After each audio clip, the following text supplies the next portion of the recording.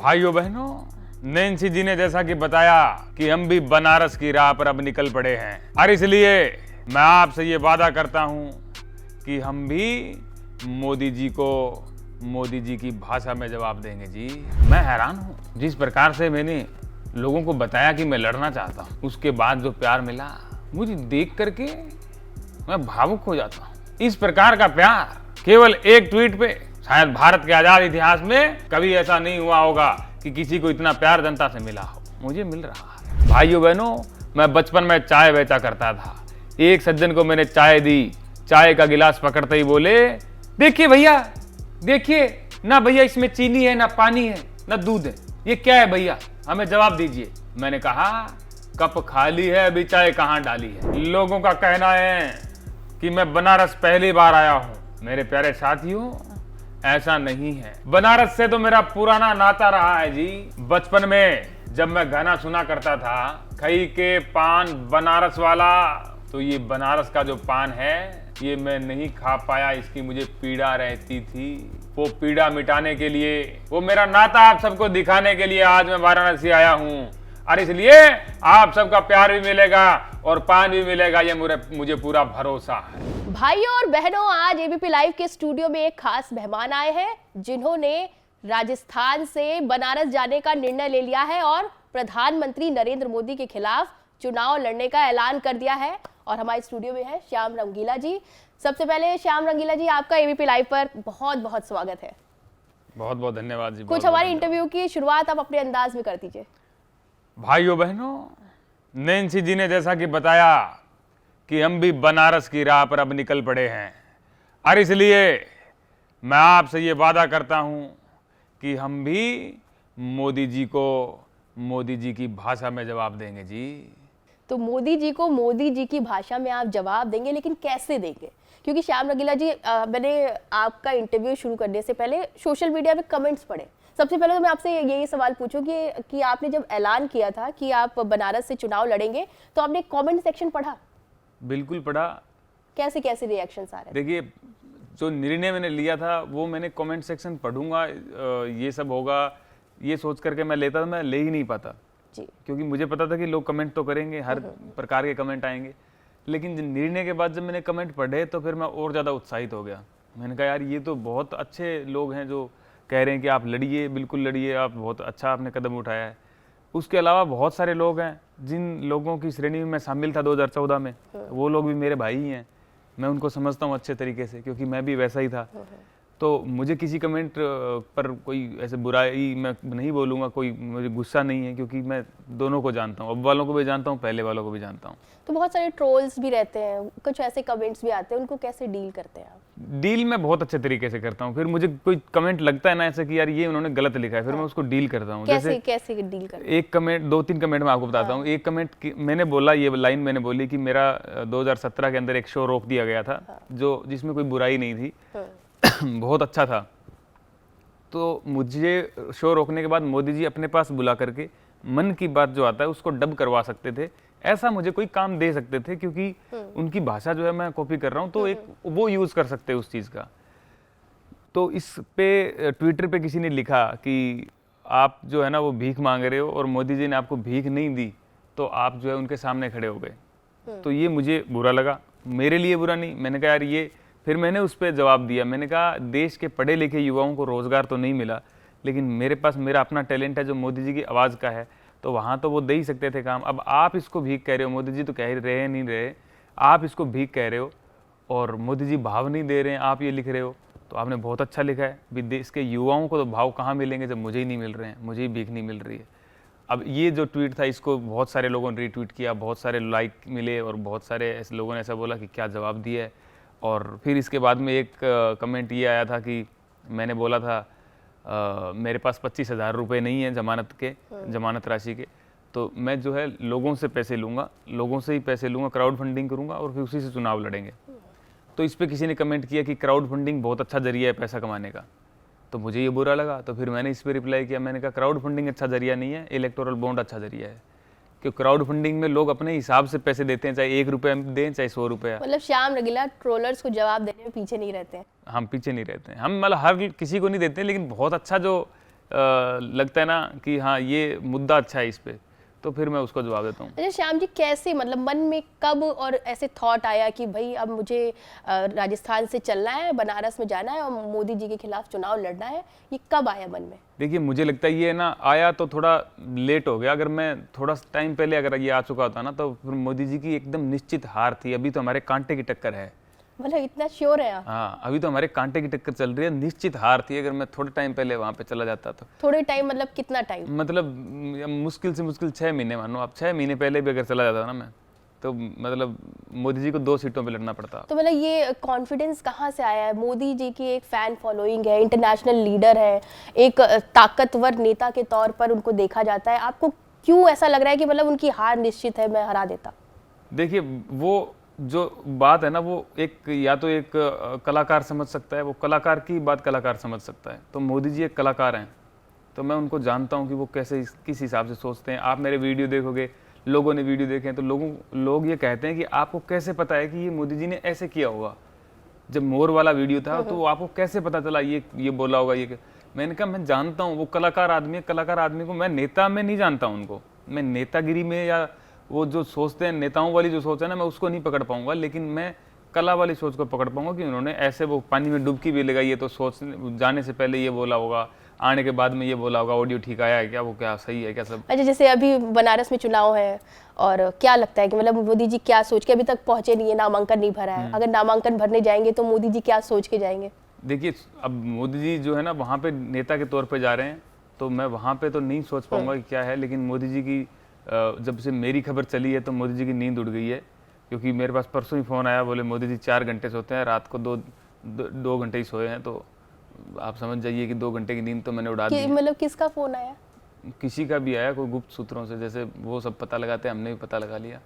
अच्छा, मतलब सूत्रों के नाम नहीं बताएंगे? नाम नहीं बताएंगे। तो फोन आया तो मोदी जी की नींद उड़ चुकी है। मैं कह रहा हूँ ना 6 महीने पहले अगर मैं गया होता ना तो मतलब अब तो हालात ही कुछ और होते हैं। जैसे आपने बताया देर लग गई सोचने में, मतलब फिर भी कुछ तो होगा ना, ऐसे कोई सपना आया, कुछ सोचा कि नहीं अब श्याम रंगीला ने मतलब क्या सोच के एग्जैक्टली निर्णय ये लिया कि नहीं बनारस से चुनाव लड़ूंगा?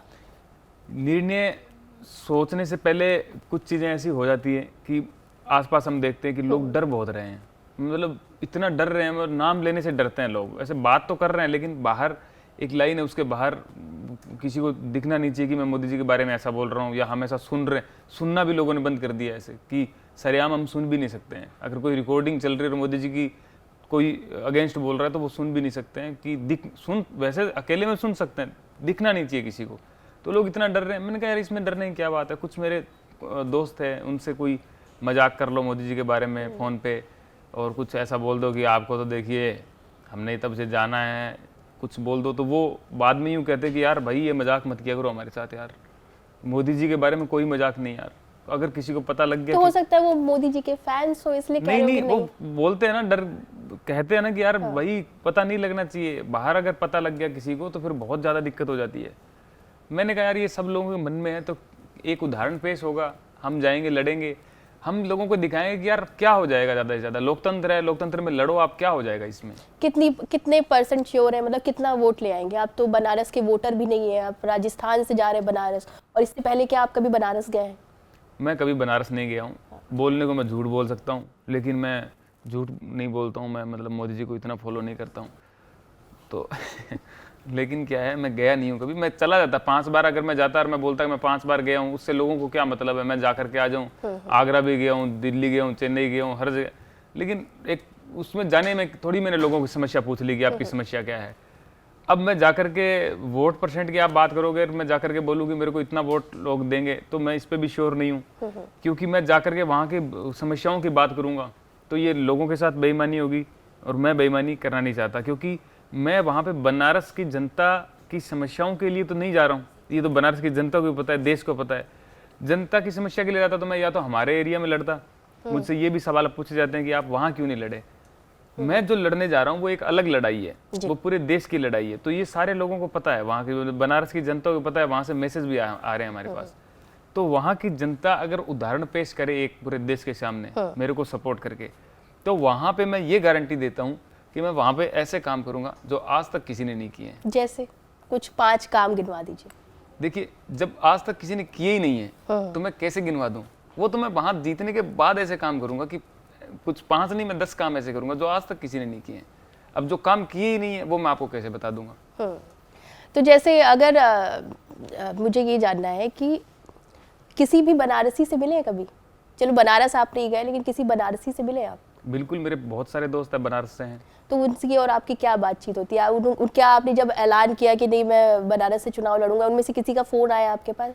नहीं, मैंने फ़ोन किया है उनको। मैंने जब निर्णय लिया, मैंने उनको फ़ोन किया। मैंने कहा भाई साहब आपके बनारस से मुझे वोट दीजिएगा। तो अरे बिल्कुल बिल्कुल, हम तो हमेशा ही मोदी जी को वोट देते हैं। अरे मैंने कहा मोदी जी को नहीं भाई, मैं खड़ा हो रहा हूँ। अरे हाँ देंगे आपको भी। तो उन्होंने मजाक में फ़ोन काट दिया। फिर 2 दिन बाद जब खबर चली, फिर उनका फ़ोन आया, अरे ये सच में लड़ रहे हो क्या आप? मैंने कहा हाँ भाई सच में लड़ रहा हूँ। फिर तो देखो आपको वोट पक्के हैं हमारे। तो अब हाँ, क्योंकि देखिए ऐसी खबरें चल रही थी, उसके बाद आपका वीडियो आया था। हाँ। पहले ये खबरें चली कि श्याम रंगीला ने ऐलान कर दिया कि वो चुनाव लड़ेंगे। घर वालों को कब पता चला आपके?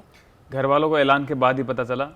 कैसे पता चला? मतलब जो आपने ऐलान किया, वीडियो बना, उसके ऐलान बाद? किया, उसके बाद जो न्यूज़ आने लगी, वीडियो को थोड़ी क्लिपें वायरल होने लगी और कुछ मीडिया वाले जो है उन घर पे फ़ोन करने लगे। सरपंच को फ़ोन आया, वो नंबर लिए, तो पूरे गांव में एकदम खबर फैली।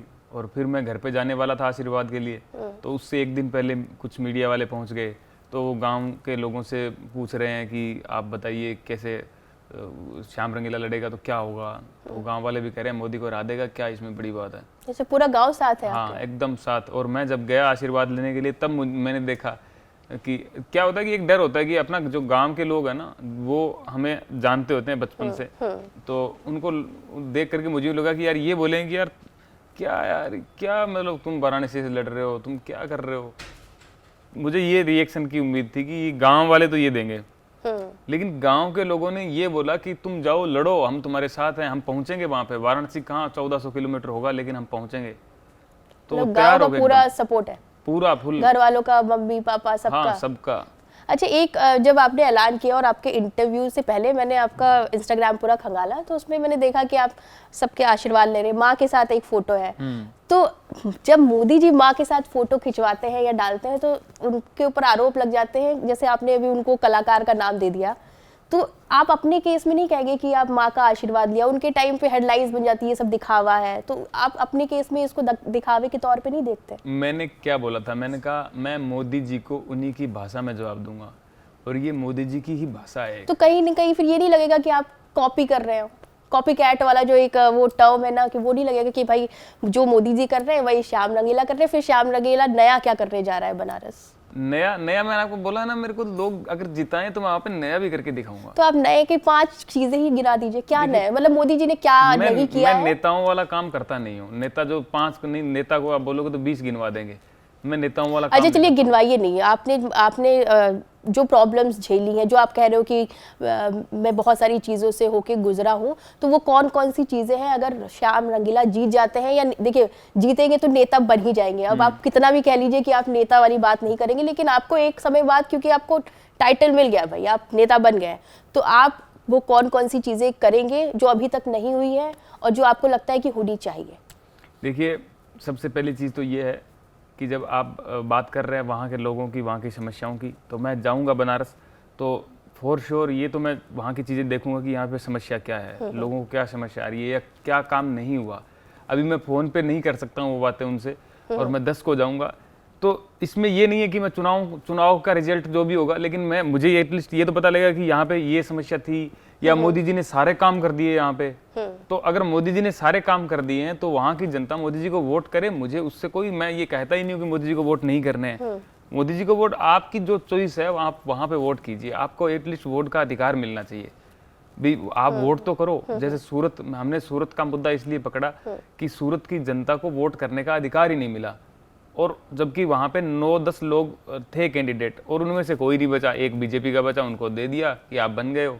तो इसमें बीजेपी की क्या दिक्कत होगी भाई? सामने वाला नहीं टिका, वो चला गया, ये तो उसकी दिक्कत हुई ना। बिल्कुल उसकी दिक्कत हुई। मेरा जो गुस्सा है ना वो ज्यादा उस पे है, बीजेपी से ज्यादा उस पे गुस्सा है मेरा, कि उसी की दिक्कत है। और मैं उसी लिए वाराणसी से लड़ रहा हूँ कि बीजेपी तो ठीक है, वो तो जीतेगी। दिक्कत मुझे कांग्रेस की लग रही है, क्योंकि तो मतलब आपका गुस्सा बीजेपी से ज्यादा कांग्रेस पे है। क्योंकि लोकतंत्र जो खतरे में है ना, कह रहे हैं लोकतंत्र खतरे में, लोकतंत्र खतरे में बीजेपी नहीं डाल रही, लोकतंत्र खतरे में कांग्रेस भी डाल रही है, क्योंकि आपके कैंडिडेट ईमानदार नहीं है, आपके कैंडिडेट पे ही आपको भरोसा नहीं है, तो फिर आप कैसे लड़ोगे 543 सीटें। तो मैं वहाँ पे मैंने लिखा भी क्या था कि मैं वाराणसी से इसलिए नहीं लड़ रहा हूँ, लिखा तो मैंने ये था कि मैं वाराणसी से लड़ रहा हूँ ताकि वहाँ पे कोई नामांकन वापस ना ले ले, एंड तक कोई मिलना चाहिए उनको। इसका रीज़न ये नहीं है कि मैं मोदी जी के खिलाफ लड़ रहा हूँ, मैं वहाँ पे मोदी जी के खिलाफ कोई ऑप्शन बचे इसलिए लड़ रहा हूँ। और वो ऑप्शन अगर वहाँ पे अजय राय जी हैं कांग्रेस के, या कोई भी कैंडिडेट हो, वो कैंडिडेट ईमानदार हो तो मुझे लड़ने की क्या जरूरत है। वो कैंडिडेट अगर पर्चा वापस नहीं ले तो मुझे लड़ने की क्या जरूरत है। वो पर्चा वापस तो कैंडिडेट कांग्रेस के ही नहीं लिया, तो मैं कांग्रेस की वजह से ही वहाँ लड़ रहा हूँ। कोई पर्चा वापस ना ले, मतलब कोई ना कोई एक मैदान में रहे, इसी चक्कर में श्याम रंगीला ने ऐलान कर दिया है मोदी जी के सामने लड़ने वाला कोई ऐसा। वो सीट जो है ना, वो सीट बहुत बड़ी सीट है, वहां पे मोदी जी लड़ रहे हैं, इसलिए मैं वहां पे लड़ करके उदाहरण पेश कर रहा हूँ। मुझे आज कोई बता दे, कोई भी कांग्रेस का मुझे गुप्त सूत्रों से बता दे कि हमारा जो बंदा है ना वो वहां पे वापस नामांकन लेगा, आप वहां लड़ लो, तो मैं वहां से लड़ लूंगा, मैं छोड़ दूंगा बनारस, मैं वहां से लड़ूंगा। तो अगर मैं आपकी बात को समझूं तो आपका गुस्सा कांग्रेस मतलब विपक्ष से इतना ज्यादा है, इस चक्कर में आप बनारस चले गए। बिल्कुल सही बात है, बिल्कुल सही बात है। और इसमें अगर कोई मुझे, अगर देखिए मैं वहां से लड़ रहा हूँ, अगर वहां से सारे लोग पर्चा उठाते हैं तो ऐसा तो नहीं है कि मेरे पास किसी का फोन नहीं आएगा, कोई संपर्क नहीं करेगा, संपर्क तो मेरे से भी किया जाएगा। अब वो मेरी ईमानदारी पे है कि भाई मैं पर्चा वापस उठाता हूँ कि नहीं उठाता हूँ। उन्होंने वो उठा लिया, उन्होंने समर्थन दे दिया बीजेपी को, मैं नहीं दूंगा, बस इतना सा फर्क है। अगर श्याम रंगीला ने पर्चा भरा और वापस ले लिया तो पॉसिबल ही नहीं। अगर मेरा पर्चा रद्द नहीं होता है तो मेरा पर्चा वापस कभी नहीं होगा, ये मेरी गारंटी है, मोदी जी की गारंटी नहीं है। अच्छा, ये आप कब नामांकन भरने जा रहे हैं? मैं 11 को भरने जा रहा हूँ। 11 को। हाँ। अच्छा, मैंने कुछ सोशल मीडिया पे ही पढ़ा है कि आपके पास पर्चा भरने के भी पैसे नहीं है, 25,000 रुपए, तो फिर कैसे करेंगे? क्राउड फंडिंग करेंगे।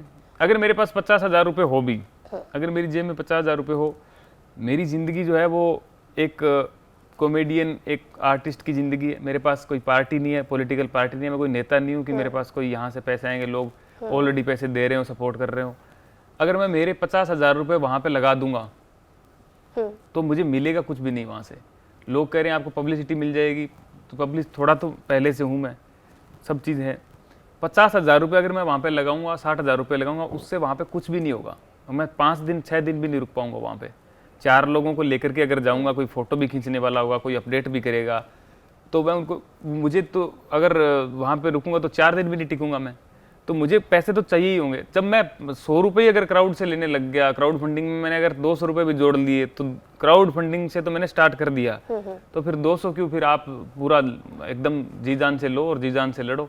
जैसे आपने मिड इलेक्शन में अनाउंसमेंट किया कि बनारस जाएंगे, क्राउड फंडिंग इतनी जल्दी कैसे होगी, क्या जरिया है, कैसे मतलब कनेक्ट करेंगे, कैसे करेंगे? देखिए वो उस पर चल रही है चर्चा, अभी हम की भी नहीं है, हमने स्टार्ट भी नहीं किया, स्टार्ट करेंगे। और मुझे इतना पूरा यकीन है कि बहुत कम समय में हमारे पास फंड आएगा, क्योंकि लोग जो है ना वो इतने लोगों के मैसेज आ रहे हैं कि आप हमें बस QR कोड भेज दीजिए, फिर देखो हम क्या करते हैं। हम भेज नहीं रहे हैं, हम इसलिए नहीं भेज रहे हैं कि हमें एटलीस्ट थोड़ा सा अंदाजा हो जाए कि वहाँ पे हम इतना, क्योंकि हम बहुत बड़ी रैलियाँ नहीं करेंगे, हमें भाले तलवारें हाथी घोड़े नहीं खरीदने हैं, हमें जो लिमिटेड चीज़ें हम वो करेंगे जिससे कम से कम खर्चे में लोगों से ज़्यादा पहुँचा जा सके। ऐसे चीज़ें करेंगे तो उसमें जो भी खर्चा आएगा, रहने का मेन हमारा जो खर्चा है वो रहने का है, बहुत सारे लोग रहेंगे, काम करेंगे। तो कितनी लोगों की टीम लेके जा रहे हैं बनारस? हम लगभग 10 लोगों की टीम है हमारी। कौन कौन रहेगा टीम में? तो टीम में अगर ये बता दिया तो टीम को तो उठा लेंगे कोई ना कोई, हम टीमों के बारे में नहीं बताएंगे हम। नाम मत बताइए, टीम में रहेगा कौन कौन, वो बता दीजिए। टीम है, पूरी गुप्त टीम है। मेरे को अकेले को आगे करो, मेरे को ले जाए, कोई दिक्कत नहीं। तो सब राजस्थान के हैं कि अलग अलग राज्यों के? कुछ नहीं बताऊंगा कुछ नहीं बताऊंगा, मेरे बारे में मैं सब बता दूंगा। क्योंकि अगर कोई ले जाए तो मुझे ले जाए, उनको ना ले जाए भाई, क्योंकि वो टीम बड़ी मुश्किल से तैयार हुई है। थोड़ा सा मेरा हौसला देख के तैयार हुई है कि यार हम। तो अच्छा, एक चीज पूछो, टीम पहले तैयार हो गई थी फिर अनाउंसमेंट किया था कि अनाउंसमेंट के बाद टीम तैयार? नहीं, अनाउंसमेंट के बाद ही टीम तैयार हुई है। और टीम भी तैयार हुई, फिर उसके बाद लोग तैयार हुए हैं, तो वो लोगों को और माहौल को देख करके टीम में थोड़ा हौसला आया है। नहीं तो अगर अकेला मैं लड़ने जाऊं तो मुझे टीम मिलना भी बहुत मुश्किल काम हो जाए, क्योंकि सबको ये लगता है, हो सकता है ऐसा नहीं हो, मेरा तो नहीं मानना है। मैं तो, कल किसी ने सवाल पूछा था कि आपको डर नहीं लगता, आप वहां पे जाओगे कुछ भी हो सकता है आपके साथ। मैंने कहा यार डरने, मुझे इतना तो भरोसा है कि मोदी जी ऐसे तो नहीं है, कि मुझे मतलब कुछ भी कर देंगे। मतलब कहीं ना कहीं आपको है थोड़ा बहुत मोदी जी पे भरोसा? नहीं, मुझे तो, मैं तो पुराना भक्त हूँ जी उनका। तो नाराजगी क्यों है? मतलब अगर, क्योंकि मैंने आपके पहले भी इंटरव्यूज देखे, आपने बोला कि मैं फैन रहा हूँ, उनका प्रशंसक रहा हूँ, ऐसा क्या अचानक से हो गया जो थोड़ी सी नाराजगी उनको लेकर आपके मन में पैदा हो गई? देखिए 2014 से पहले मोदी जी ने बहुत अलग अलग बातें करी थी, काले धन की ये सब बातें करी थी, फिर नोटबंदी हुई, नोटबंदी के बाद वो पूरा पैसा आ गया, उसमें कुछ नहीं निकला। और बाबा रामदेव जी भी पहले काला धन करते थे, अब वो अलग अपना उनका मसला चल रहा है, वो माफिया मांगते घूम रहे हैं।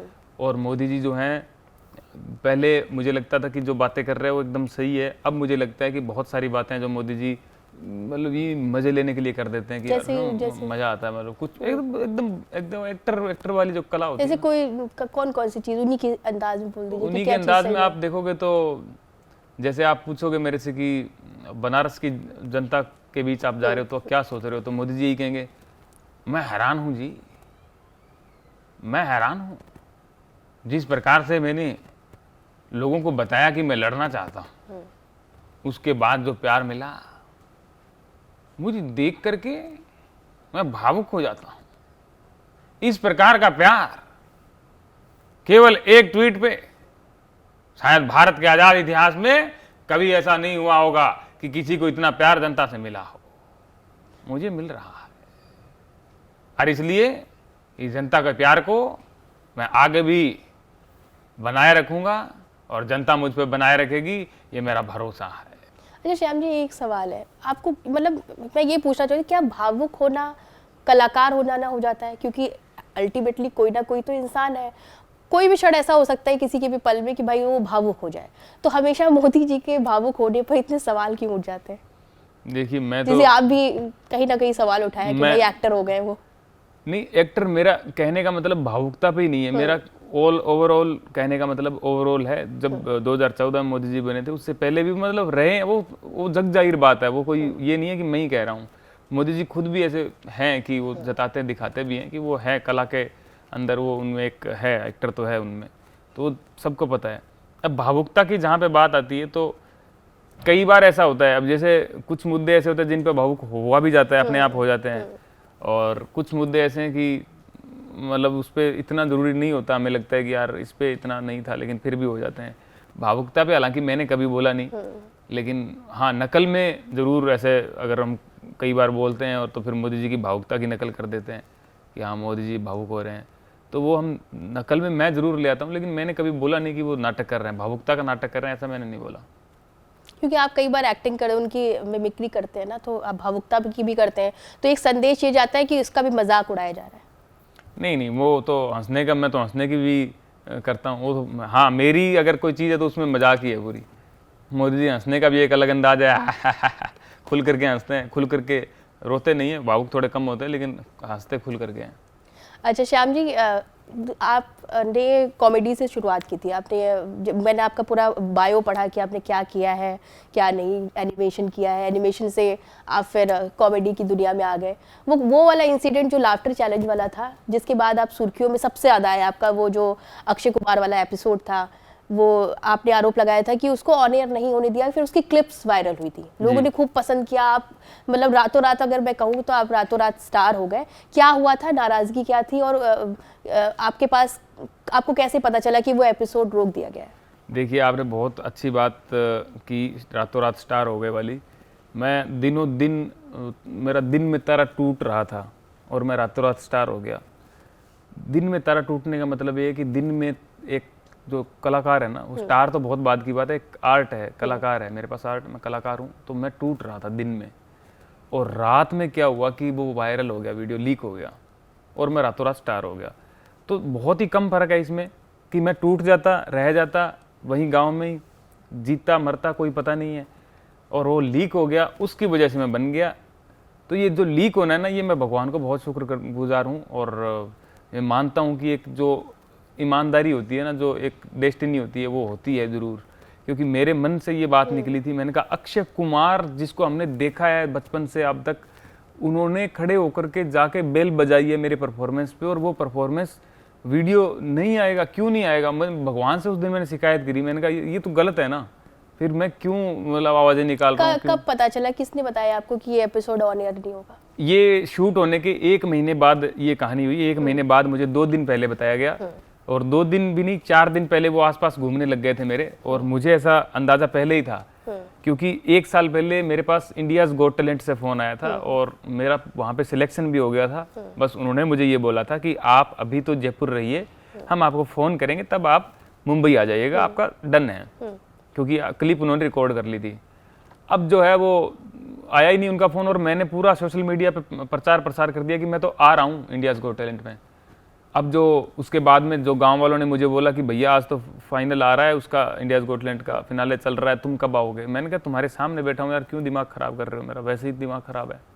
तो वो फिनाले चल रहा है, लोग देख रहे हैं और उम्मीद ये जता रहे हैं कि फिनाले में श्याम रंगीला आएगा कहीं ना कहीं, जबकि मैं 2 महीने से वहीं बैठा हुआ हूँ। उस टाइम जो अगले 2 महीने वो कैसे निकाले वो मैं जानता हूँ। तो मैंने उनको पहले ही बोला था, मैंने कहा सर आप मुझे बुला रहे हो लाफ्टर चैलेंज में, लेकिन ये अलाउ नहीं होगा वहाँ पे, कि मेरा वहाँ पे नहीं हुआ था। उन्होंने बोला होगा। तो जब होगा और वो बेल बज गई तो मुझे है कि हाँ अब अलाउ है, यहाँ पे मैं परफॉर्म कर चुका हूँ। बेल बजने के बाद मैंने घर पे फ़ोन किया, मैंने कहा मम्मी मेरा इंडियाज लाफ्टर चैलेंज में सिलेक्शन हो गया है, जबकि 1 महीने से था मेरा सिलेक्शन, हो गया है, मेरी परफॉर्मेंस आएगी इस बार, और अक्षय कुमार ने बेल बजाई है। पूरे गांव में मैंने ये बात बताई, पूरे गांव ने ये बोला कि यार पिछली बार की तरह तो नहीं। मैंने कहा नहीं आएगी इस बार, हो चुकी है ना भाई, अब की बार हो चुकी है इसलिए फ़ोन किया है। 28-29 दिन चले गए, फिर वो घूमने लगे आसपास, ऐसे आते शाम कुछ और करते हैं ना यार, ये आवाज़ वगैरह थोड़ा सा ऐसा लगता है ना कि सब मतलब तुम कर ही चुके हो, ये तो कुछ और करते हैं ना। मैंने कहा सर और का क्या मतलब, और क्या करें, मतलब कैसी आवाज़? बोले कुछ और, मतलब बस जा रही है, बस स्टैंड पे है, इधर ट्रक आ रहा है, ट्रक की आवाज़। मैंने कहा सर ट्रक बसों की मैं नहीं निकालता हूँ आवाज़, मैं मोदी जी की निकालता हूँ, राहुल जी की निकालता हूँ, वही है मेरे पास। नहीं ये तो हो ही चुका है ना, कुछ और करते हैं ना। तो मैं समझ चुका था। तो 2 दिन वो ऐसे ही बोलते रहे, कुछ और करते हैं, कुछ और तैयार करते हैं, ऑल इंडिया रेडियो पे क्या बोल रहा है कोई, ऐसे भाइयों बहनों ऐसे कुछ बोल रहा है, ऐसे कुछ करते हैं। तो वो तीसरे दिन मैंने उनको बोला, मैंने कहा सर इधर आओ आप, मेरा नहीं चलेगा ना टीवी पे। तो कह रहे हैं यार तुम्हें कैसे पता? मैंने कहा सर आप बता दो ना, तो 2 दिन तैयारी तो करूँ कुछ और चीज़ की, आप तो घूम फिर रहे हो यहाँ पे। फिर उन्होंने बताया कि नहीं चलेगा। फिर अर्ली मॉर्निंग दूसरे दिन मेरा वहाँ पे उसको रिप्लेस करने के लिए शूट हुआ। कुछ भी मैंने उसमें बोला कि दुकानों के नाम ऐसे होते हैं, उसमें ऐसे होते हैं, कोई महिला के नाम पे दुकान का नाम रख देता है, सुशीला हार्डवेयर, और ऐसे मैंने कुछ भी बोला, और उसके बाद में जो है वो मेरा एलिमिनेट कर दिया गया वहाँ से। तो अब जब वो जो चीज़ आई टीवी पे, तो गांव वाले देखने के लिए तैयार थे, घर वाले तैयार थे, मैं वहाँ पे किसी को था ही नहीं, मैं अकेला कहीं बैठा हुआ था। टीवी पे आई, मैं देख रहा हूँ, 12-15 सेकंड चली, और उसके बाद में अगले एपिसोड में श्याम रंगीला एलिमिनेट।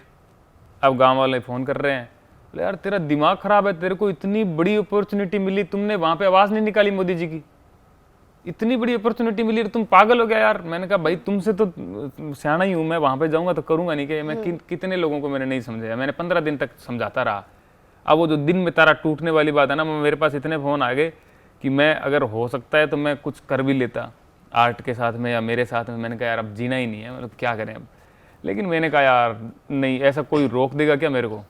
कैसे रोक देगा? आज के जब मेरे को बुलाया है उन्होंने यूट्यूब देख करके है, तो उनका क्या है कि मेरे को बुला करके परफॉर्मेंस रोके? मैंने कहा यूट्यूब पे करेंगे, जहाँ पे जो प्लेटफॉर्म आज चल रहा है उस पर करेंगे। मैंने तब से यूट्यूब पे स्टार्ट कर दिया था। इसके बाद में वो लीक हुआ वीडियो, जब ये चीज़ मेरे दिल से निकली तो कितने टाइम बाद लीक हुआ? जब मतलब कितना गैप? ये लीक हुआ जब मेरे को लग रहा है 15-16 दिन के आसपास की बात है। 15-16 दिन के बाद में लीक हुआ। लीक होने के बाद में मैंने देखा कि कोई मुझे टैग कर रहा है, और वो टैग फिर मैंने वो वीडियो डाउनलोड करके मैंने डाल दिया नेट पे। मैंने डाल दिया तो फिर मेरे पास उनके भी फ़ोन आए, तब तो वो शो चल ही रहा था, वो नहीं था। मेरे पास फ़ोन आया कि आपने डाला है वीडियो ये वो। मैंने कहा सर मैंने नहीं डाला, मैं ऑलरेडी बहुत परेशान हूँ, आप मुझे 2-4 बार फ़ोन करके और परेशान करोगे तो बहुत दिक्कत हो जाएगी। फिर उन्होंने नहीं किया परेशान, क्योंकि वो ऑलरेडी समझ चुके थे मैं कितना परेशान हूँ। तो जो है ये कहानी हुई। तो जो रातों रात स्टार बनाना, वो सिर्फ स्टार बनने की खुशी नहीं थी, वो खुशी इसलिए नहीं थी कि मेरी वीडियो वायरल होगी, मुझे ये था कि मेरे को मेरा हक मिल गया, चाहे कैसे ही मिला हो।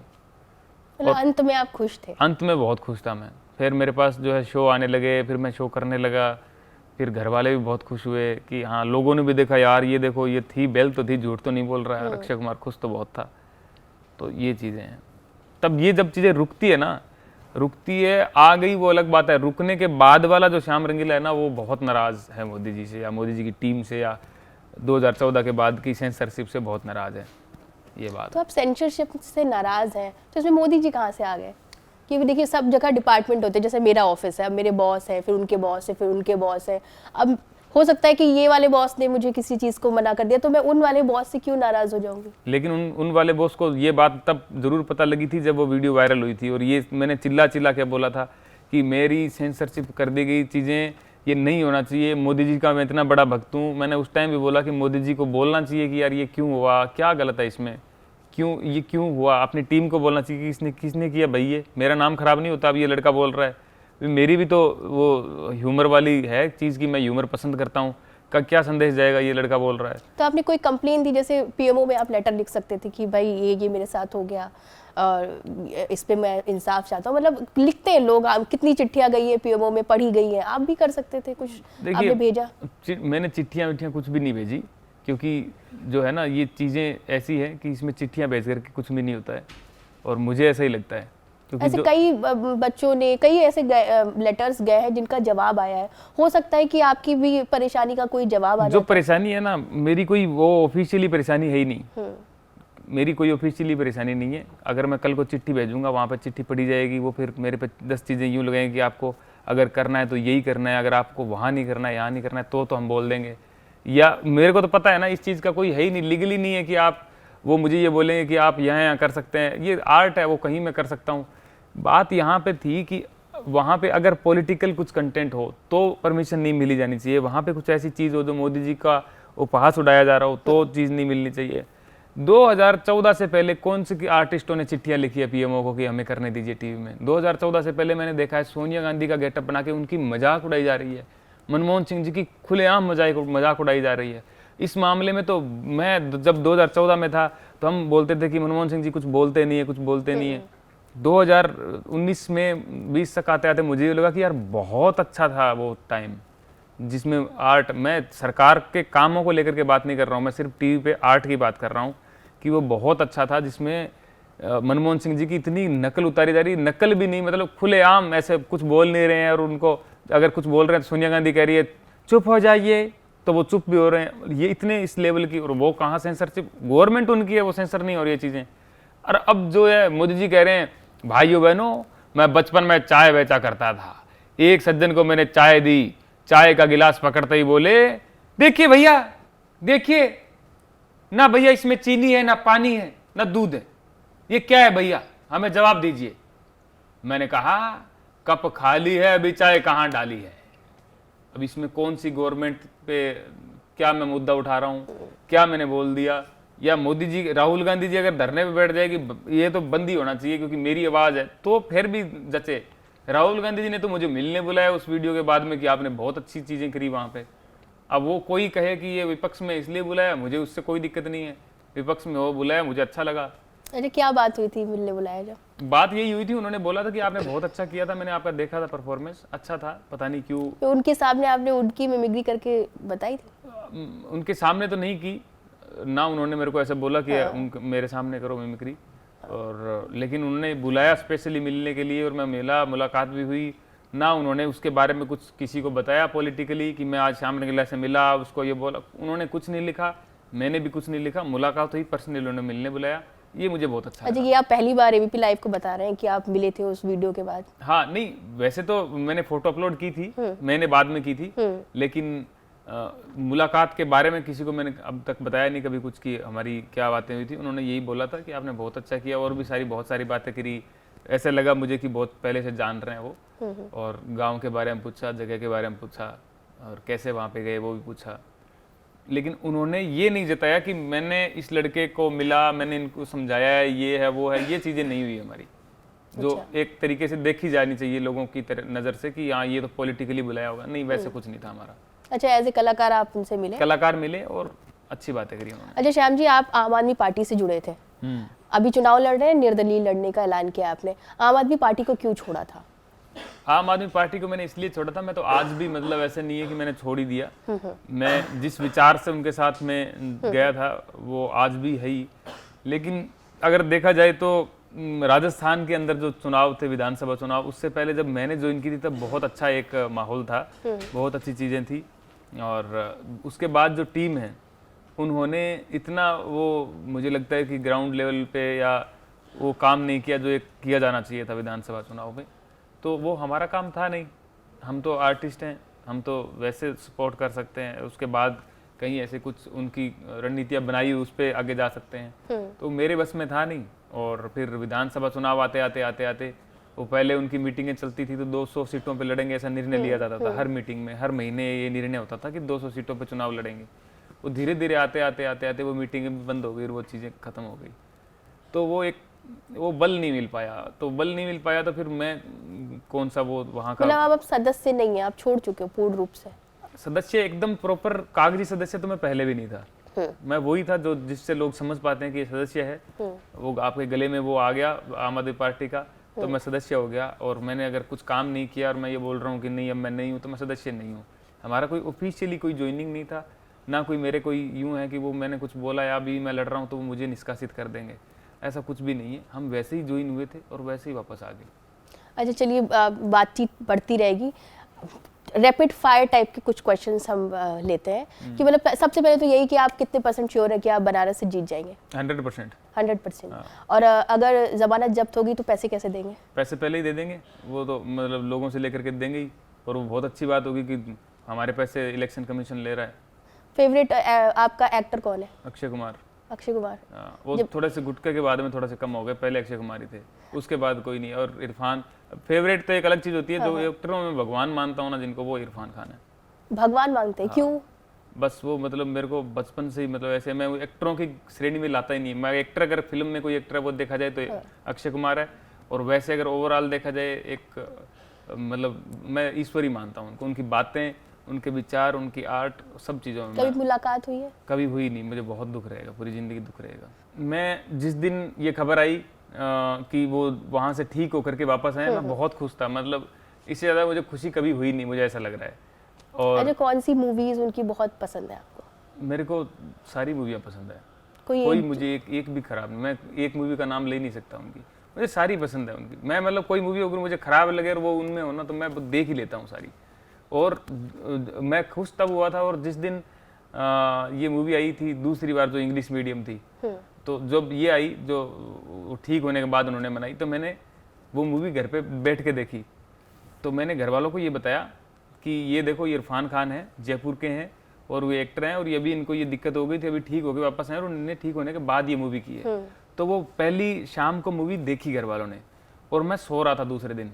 तो 9:30-10 बजे जो है मम्मी ने मुझे उठाया कि अरे वो कल जो मूवी देखी थी ना, तो वो तो चल बसे और उनकी खबर आ रही है। और मम्मी को पता नहीं होगी। तो मैंने एकदम मतलब ऐसे नींद में से आँख खोली, मैंने कहा क्या क्या बोल रहे हो आप? कह रहे वो, फिर मैंने वो फ़ोन था, मैंने जैसे ही फ़ोन निकाला तो उसमें ट्विटर पर हर जगह वो चीज़ चल रही थी। और मैं वापस कंबल लेके सो गया और मैंने फ़ोन रख दिया। और उसके बाद में 15-1 मिनट बाद मेरी कोई रोने की आवाज़ें, पहले तो मैं वैसे ही रोता रहा चुपचाप कि घर वालों को पता ना लगे, फिर मैं ज़ोर ज़ोर से रोने लगा। और घर वाले इतने हैरान थे कि मतलब ये हो क्या गया इसको। फिर वो संभाला मेरे को, घर वालों ने देखा कि ये इतना कैसे, इतना मतलब अब इतना कैसे रो रहा है ये। और वो बहुत रोया था, बहुत ही रोया था। फिर कम से कम मैं 1-1.5 महीने तक रोया था। मतलब जब भी मैं ऐसे अकेला होता था ना, मैं रोने लग जाता था। और किसी को दोस्त थे पास में, तो वो इतने नहीं रोए। तो अगर मेरे को रुलाना होता था ना, तो वो बोल देते कि यार इरफान खान यार, ये गलत हुआ यार, और मैं रोने लग जाता था। तो मेरा वो, मैं इसलिए भगवान मानता हूँ। इमोशनली अटैच थे आप? इमोशनली था मैं। अच्छा, फीमेल कोई एक्टर की बात करें, कौन सी पसंद है आपको? फीमेल में कंगना थी मतलब पहले, अभी उनके बयान सुने हैं तो नहीं है। नहीं, कलाकार के तौर पे? कलाकार के तौर पे ही थी वो। मैंने अगर कलाकार के तौर पे देखा जाए तो मुझे वो पसंद थी। और उसके बाद में थोड़ी अभी उनकी फिल्में ऐसी आने लगी कि जब से उन्होंने सोचा नहीं कि मैं हूँ वो जो लोगों को पसंद हुआ और मैं हूँ वो, तब से वो नापसंद हो गई। पॉलिटिशियन? मोदी जी। मोदी जी पसंद है आपको? हाँ, मैं मोदी जी मुझे शुरुआत से पसंद है, मैंने यही बोला है। मुझे वो हर तरीके से पसंद है। हमारे लड़ने के मुद्दे कुछ और हैं, हम बातें कुछ और कर रहे हैं। लड़ने में पसंद में तो वो है ही, क्योंकि उन्होंने संघर्ष किया है, बचपन में चाय बेची है और अब तक वो इतना रहे हैं घर के बाहर, हर चीज़ उन्होंने देखी है, तो पसंद तो वही। और उनकी कला, दिखाने का तरीका, नजरिया, आज कोई नेता ऐसा, भारत में कोई ऐसा नेता नहीं है जो सोशल मीडिया का इतना अच्छा उपयोग किया मोदी जी जितना। तो वो मोदी जी हैं तो बहुत अच्छे इंसान, तो कोई दो राय नहीं। विपक्ष में कौन पसंद है? विपक्ष में केजरीवाल जी। क्यों? बड़ा केजरीवाल, लेकिन सोचना पड़ा, आपने थोड़ा सा गैप लिया फिर केजरीवाल जी का नाम लिया। मतलब राहुल गांधी जी को मैं इसलिए नहीं मानूंगा ना फिर, क्योंकि राहुल गांधी जी मुझे उतना नहीं लगता कि उतने प्रभावी हैं विपक्ष के लिए। अगर प्रभावी होते हैं ना तो इस टाइम लोगों का मन ये है कि अगर कोई हो ना प्रभावी तो हम पलट देंगे सरकार, लेकिन राहुल गांधी जी इतने प्रभावी नहीं है ना, इसलिए मुझे लगता है कि लोग क्यों सोचते हैं कि यार चलो इनको, क्योंकि ये मेरी पर्सनल राय नहीं है, मैं लोगों के बीच में जाता हूँ, गाँव में जाता हूँ, तो वहाँ की राय है ये। अगर राहुल गांधी ये चीज़ सुने तो उनको सोचना चाहिए कि यार मतलब कुछ ऐसा होना चाहिए कि लोग पलट दे। तो जब तक नहीं होगा तब तक कोई और आएगा नहीं। और केजरीवाल जी जो है, मैंने केजरीवाल जी का इसलिए बोला, केजरीवाल जी जेल के अंदर हैं और फिलहाल प्रभावी वही हैं। अगर मैं फीमेल पॉलिटिशियन की बात करूँ तो कौन आपको लगता है कि मौजूदा वक्त में सबसे स्ट्रांग है? फीमेल में कोई ध्यान में ही नहीं आ रहा मुझे। ममता बनर्जी होगी, सोनिया गांधी जी का भी नाम ले सकते हैं। मुझे नहीं लगता ना। अच्छा, आपको नहीं लगता? हाँ, ममता बनर्जी है, वो है पॉलिटिशियन में नेता, लेकिन मुझे वो नहीं लगता उस टाइप में कि बहुत स्ट्रॉन्ग एक तरीके से वहाँ के लिए है वो, लेकिन पूरे देश के लिए मुझे ममता बनर्जी का ऑप्शन ठीक नहीं लगता है। क्योंकि एक मीम, कल ही खबर आई कि एक मीम के लिए ममता बनर्जी ने पश्चिम बंगाल में किसी को गिरफ्तार करवा लिया। तो बात जो हमारी लड़ाई है ना, वो तो फिर हमारी डबल हो जाएगी। बात ये है। अच्छा, एक आखिरी सवाल पूछ लेती हूँ कि सोशल मीडिया पे यही बोल रहा है कि श्याम रंगीला जो है वो पॉपुलैरिटी पाने के लिए बनारस जा रहा है और कुछ नहीं, जमानत जब्त होगी, एक भी वोट नहीं मिलेगा। तो पॉपुलैरिटी के लिए जा रहे हैं कि वास्तव में जो आपने इंटरव्यू की शुरुआत में बोला था कि कोई एक तो रहना चाहिए, उस वजह से जा रहे हैं? बिल्कुल, अगर एक भी वोट नहीं मिला ना तो मैं मेरे दोस्तों से तो कभी बात नहीं करूँगा क्योंकि मुझे इतना तो पता है कि 5-7 तो वोट मिलेंगे। जो दोस्त हैं उनका वहाँ पे वोट है, वो तो मुझे मिलेंगे, इतना तो मुझे पता है। और 5 वोट भी अगर मुझे मिल गए तो हमारी जीत है, जीत निश्चित है हमारी। चलिए, बातचीत तो हमारी ऐसी जारी रहेगी। अभी जाते जाते, अभी अब जब बनारस जाने वाले हैं तो पहला भाषण कैसा होगा, उसी के साथ आप क्लोजिंग कर दीजिए एबीपी लाइव के इस इंटरव्यू की। पहला भाषण हमारा यही होगा, मोदी जी के अंदाज में ही होगा। हम जाते ही कहेंगे, भाइयों बहनों, लोगों का कहना है कि मैं बनारस पहली बार आया हूं। मेरे प्यारे साथियों, ऐसा नहीं है। बनारस से तो मेरा पुराना नाता रहा है जी। बचपन में जब मैं गाना सुना करता था, खई के पान बनारस वाला, तो ये बनारस का जो पान है ये मैं नहीं खा पाया, इसकी मुझे पीड़ा रहती थी। और इसलिए वो पीड़ा मिटाने के लिए, वो मेरा नाता आप सबको दिखाने के लिए आज मैं वाराणसी आया हूं। और इसलिए आप सबका प्यार भी मिलेगा और पान भी मिलेगा, ये मुझे पूरा भरोसा है। तो यही हम बोलेंगे, यही हम बातें करेंगे जाते ही। चलिए, बहुत बहुत धन्यवाद श्याम रंगीला जी हमसे बात करने के लिए, और हम एबीपी लाइव की पूरी टीम की तरफ से आपको ऑल द बेस्ट भी बोलते हैं। बहुत धन्यवाद। बहुत बहुत धन्यवाद।